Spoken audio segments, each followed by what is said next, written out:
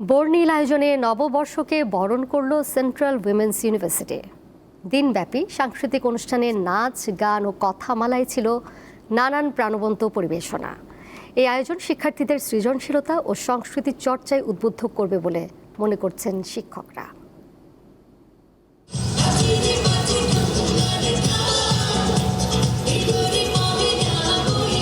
বাংলা নতুন বছরকে বরণ করে নিতে সেন্ট্রাল উইমেন্স ইউনিভার্সিটিতে এই আয়োজন।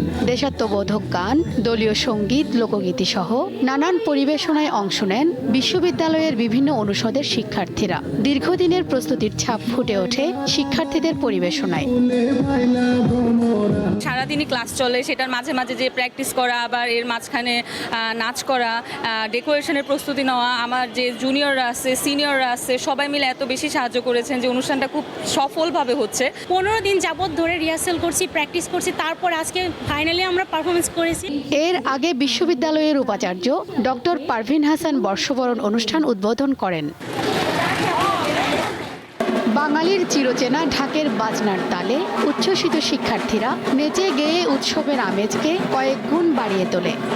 রং, সুর আর তালে পুরো ক্যাম্পাস হয়ে উঠেছে উৎসবমুখর। শিক্ষার্থীরা বলছে এটি নিছক কোনো অনুষ্ঠান নয়, এটি তাদের আবেগের জায়গা।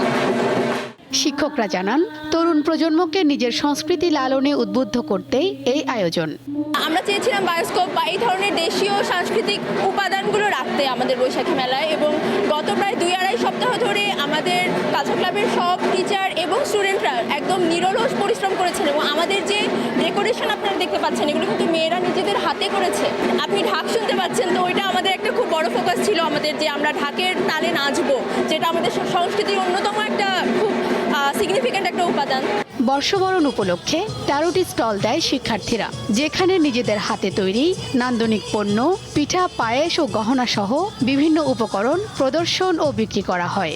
সবাই প্রোডাক্ট খুব পছন্দ করছে, স্পেশালি ক্যান্ডেলগুলো, নাড়ু, মোয়া, সব ধরনের পিঠা, তারপর হচ্ছে ভর্তা, এগুলো সব আমি এখানে এনেছি। পুরো আয়োজন বাস্তবায়নে সহায়তা করে বিশ্ববিদ্যালয়ের সমাজবিজ্ঞান অনুষদ।